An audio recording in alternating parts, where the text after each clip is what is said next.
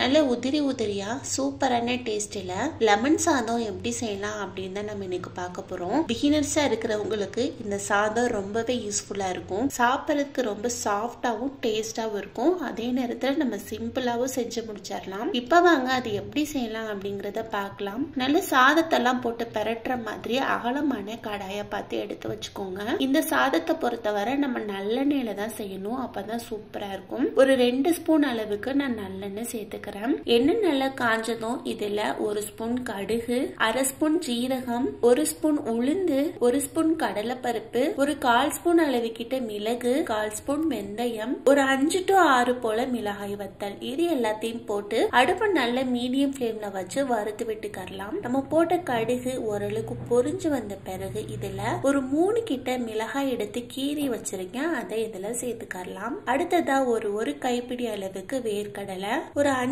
to 6 போல முந்திரி, ஒரு சின்ன துண்டு இஞ்சி எடுத்து பொடிசா கட் பண்ணி வச்சிருக்கேன். அதை இதுல போட்டு எல்லாத்தையும் சேர்த்து நல்லா வறுத்து விட்டுக்கலாம். நம்ம போட்ட பருப்பெல்லாம் ஓரளவுக்கு வறுத்து செவந்து வரணும். பருப்பெல்லாம் சேர்க்கும் போதே இதுல கொஞ்சமா பெருங்காயம் சேர்த்துக்கோங்க. ஸ்கிப் ஆயிடுச்சு எனக்கு போட்டது. இப்ப பாருங்க, நம்ம போட்ட பருப்பு சூப்பரா வறுத்து செவந்து வந்துருச்சு. இந்த டைம்ல இதுல ஒரு கொத்தளவு கிட்ட கருவேப்பிலையும் போட்டு நல்லா பொரிச்சு விட்டுக்கலாம். நம்ம போட்ட கருவேப்பிலை ஓரளவுக்கு நல்லா பொரிஞ்சு வந்த பிறகு இதுல ஒரு 1/2 ஸ்பூன் அளவுக்கு மஞ்சத்தூளும் போட்டு அந்த எண்ணெயிலே நல்லா வறுத்து விடுங்க. அப்பதான் லெமன் சாதத்துக்கு நல்ல ஒரு கலர் கொடுக்கும். சூப்பரா எல்லாம் மிக்ஸ் ஆகி வந்துருச்சு.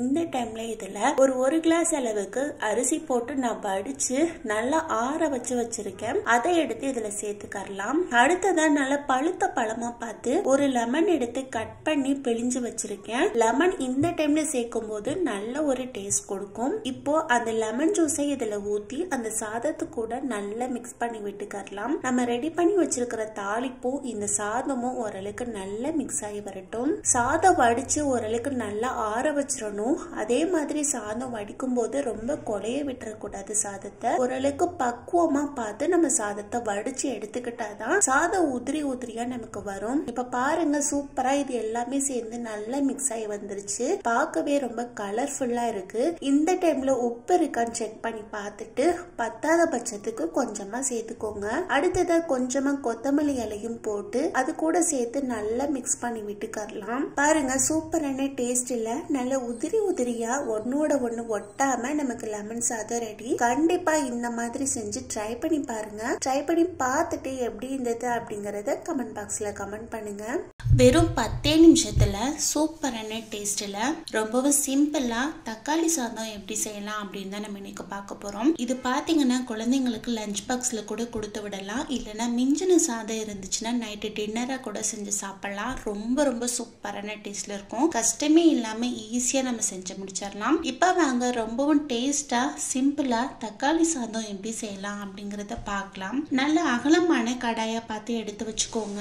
அதுல நான் இன்னைக்கு ஒரு 2 ஸ்பூன் அளவுக்கு எண்ணெய் சேர்த்துக்கிறேன். எண்ணெய் பாத்தீங்கன்னா நல்லெண்ணெய் ஊத்தி பண்ணீங்கன்னா ரொம்ப வாசனையா இருக்கும் அந்த சாதம் சாப்பிட்றதுக்கு. எண்ணெய் நல்லா காஞ்சதும் இதுல 1 ஸ்பூன் கடுகு, 1 ஸ்பூன் உளுந்து, 1 ஸ்பூன் கடலைப்பருப்பு, ஒரு 1/2 ஸ்பூன் அளவுக்கு ஜீரகம், கொஞ்சமா பெருங்காயம், இது எல்லாத்தையும் போட்டு நல்லா பொரிச்சு விட்டுக்கலாம். கடலைப்பருப்பு, உளுந்தம் பருப்பு இதெல்லாம் ஜாஸ்தியா போடும் போது அந்த தக்காளி சாதம் சாப்பிட்றதுக்கு ரொம்ப டேஸ்டா இருக்கும். இந்த டைம்ல இதுல ஒரு கொத்தளவு கிட்ட கருவேப்பிலையும் போட்டு நல்லா பொரிச்சு விட்டுக்கலாம். நம்ம போட்ட கருவேப்பிலையும் இதுல நல்லா பொரிஞ்சு வந்த பிறகு ஒரு 2 கிட்ட மீடியம் சைஸ் அளவு பெரிய வெங்காயமும் 4 கிட்ட பச்சை மிளகாய் எடுத்து கட் பண்ணி வச்சிருக்கேன். பச்சை மிளகாவை 2 கீறி போடுங்க, அப்பதான் நல்லா இருக்கும். இப்போ இது எல்லாத்தையும் சேர்த்து அடுப்பை நல்ல மீடியம் ஃபிளேம்ல வச்சு வெங்காயத்தோட பச்சை வாசனை எல்லாம் போயிட்டு நல்ல ஒரு கண்ணாடி பதம் வர்ற வரைக்கும் இதை நல்லா வதக்கி விட்டுக்கலாம். இப்போ பாருங்க, வெங்காயம் சூப்பரா நல்ல ஒரு கண்ணாடி பதத்துக்கு வந்து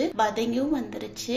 இந்த டைம்ல இதுல ஒரு 3 கிட்ட மீடியம் சைஸ் அளவு தக்காளி பழமா போடணும், அப்பதான் நல்லா இருக்கும். தக்காளி பழம் நல்லா பழுத்திருக்கும் போதுதான் இந்த சாதத்தோட டேஸ்ட் ரொம்ப நல்லா இருக்கும். அதனால கொஞ்சம் பழுத்த பழமா பார்த்து போட்டுக்கோங்க. நான் இன்னைக்கு ஒரு 3 கிட்ட மீடியம் சைஸ் அளவு தக்காளி பழம் கட் பண்ணி போட்டுக்கிறேன். அடுத்ததா இது கூடவே இது வதங்குறதுக்கு கொஞ்சமா உப்பும் போட்டு அடுப்பை நல்ல மீடியம் ஃபிளேம்ல வச்சு தக்காளி இருந்த இடம் தெரியாத அளவுக்கு நல்லா வதக்கி விட்டுறணும். இப்ப பாருங்க, ஒரு 2 to 3 நிமிஷத்துக்கிட்ட இதை நல்லா நான் வதக்கி விட்டுட்டு இருக்கேன். தக்காளி ஓரளவுக்கு அளவுக்கு நல்ல சாஃப்டா ஜூஸியா நமக்கு நல்லா வதங்கி வந்துட்டு இருக்குது. இந்த அளவுக்கு இது நல்லா வதங்கி வந்த பிறகு இதுக்கு தேவையான மசாலா சேர்த்துக்கலாம். மசாலான்னு பாத்தீங்கன்னா ஒரு அரை ஸ்பூன் அளவுக்கு மஞ்சள் தூள், 1 ஸ்பூன் மிளகாய் தூள், ஒரு 1/4 ஸ்பூன் அளவுக்கு மிளகுத்தூள், ஒரு 1/4 ஸ்பூன் ஜீரகத்தூள், ஒரு அரை ஸ்பூன் அளவுக்கு கரம் மசாலா. இதுதான் இதுக்கு தேவையான மசாலா. இது எல்லாத்தையும் போட்டு அடுப்பை நல்ல மீடியம் ஃப்ளேம்ல வச்சு இந்த மசாலா எல்லாமே அந்த கிரேவி கூட நல்லா மிக்ஸ் ஆகுற மாதிரி கிளறி விட்டுக்கோங்க.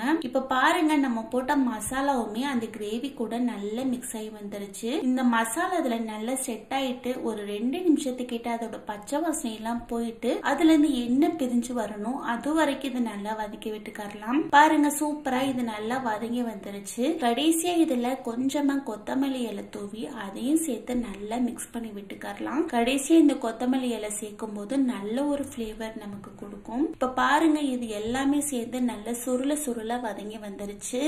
இந்த டைம்ல இதுல 1 கிளாஸ் அளவுக்கு சாதம் வடிச்சு நல்லா ஆற வச்சு வச்சிருக்கேன். நீங்க மிஞ்சின சாதத்துல கூட இந்த மாதிரி செஞ்சு ட்ரை பண்ணலாம். இப்போ இந்த சாதத்தையும் அது கூட போட்டு எல்லாத்தையும் சேர்த்து நல்லா மிக்ஸ் பண்ணி விட்டுக்கோங்க. நல்லா சாதத்தை ஆற வச்சு போடும்போது நல்ல உதிரியா சூப்பரான டேஸ்ட்ல நமக்கு நல்லா மிக்ஸ் ஆகி கிடைக்கும். இப்ப பாருங்க இது எல்லாமே சேர்ந்து நல்லா மிக்ஸ் ஆகி வந்துருச்சு. இந்த அளவுக்கு இதை நல்லா மிக்ஸ் பண்ணி விட்ட பிறகு இதை நம்ம சர்வ் பண்ணிக்கலாம். இதுக்கு சைடிஷா பாத்தீங்கன்னா உருளைக்கிழங்கு அப்பளம் இது எதுனாலும் வச்சுக்கலாம். எல்லாமே நல்ல ஒரு டேஸ்ட் கொடுக்கும். கண்டிப்பா ட்ரை பண்ணி பாருங்க. இந்த சிம்பிளான தக்காளி சாதத்தை ட்ரை பண்ணி பார்த்துட்டு எப்படி இருந்தது அப்படிங்கறத கமெண்ட் பாக்ஸ்ல கமெண்ட் பண்ணுங்க.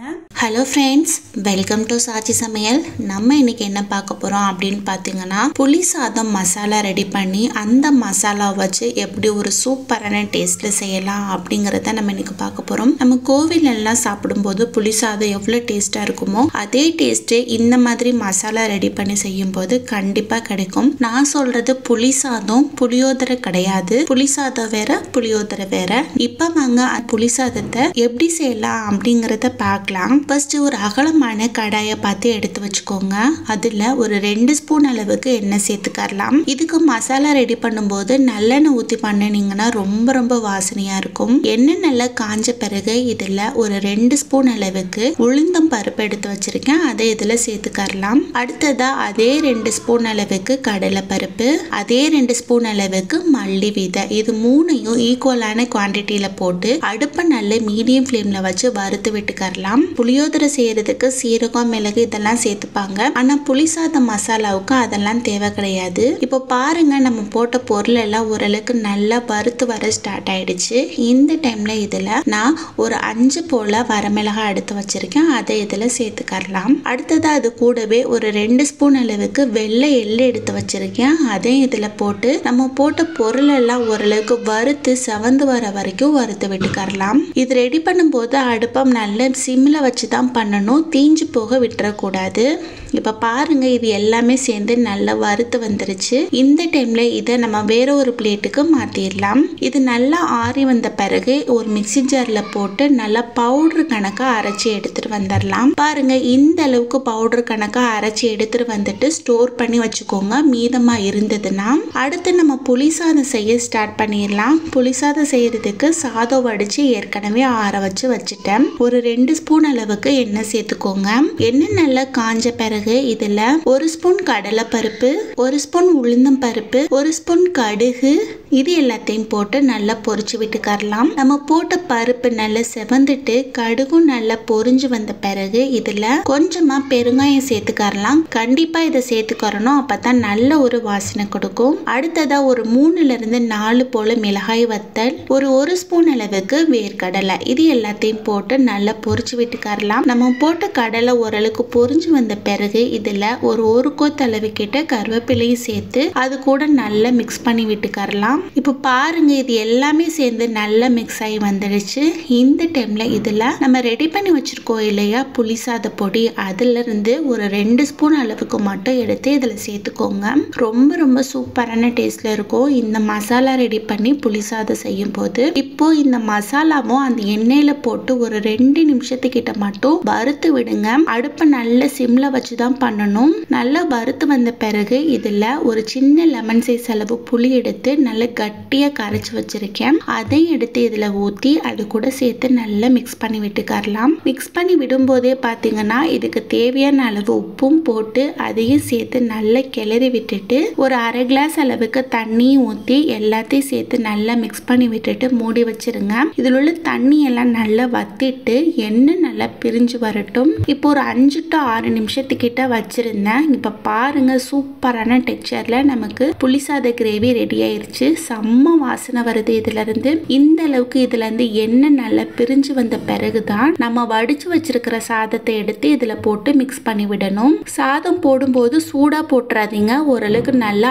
ஆற வச்சு போடுங்க. அப்பதான் நமக்கு நல்ல ஒரு டெக்ஸ்சர் கொடுக்கும். இப்போ நான் எடுத்து வச்சிருக்கிற சாதத்தை எடுத்து இதுல போட்டு அது கூட சேர்த்து நல்லா மிக்ஸ் பண்ணி விட்டுக்கரலாம். ரொம்ப ரொம்ப சூப்பரான டேஸ்ட் கொடுக்கும். அப்படியே கோவிலில் கொடுக்குற புளிசாதம் மாதிரியே இருக்கும். இப்போ பாருங்க இது எல்லாம் சேர்ந்து நல்லா மிக்ஸ் ஆகி வந்துருச்சு. 2 நாள் ஆனாலும் இந்த மாதிரி செய்யும் போது கெட்டே போகாது. நீங்க கோயில் எங்கேயாவது போகும்போது இந்த மாதிரி ரெடி பண்ணி கொண்டுட்டு போகலாம். சூப்பரான டேஸ்ட் கொடுக்கும். கண்டிப்பா நீங்களும் இந்த மாதிரி புளிசாதம் செஞ்சு ட்ரை பண்ணி பாருங்க. ட்ரை பண்ணி பார்த்துட்டு எப்படி இருந்தது அப்படிங்கறத கமெண்ட் பாக்ஸ்ல கமெண்ட் பண்ணுங்க.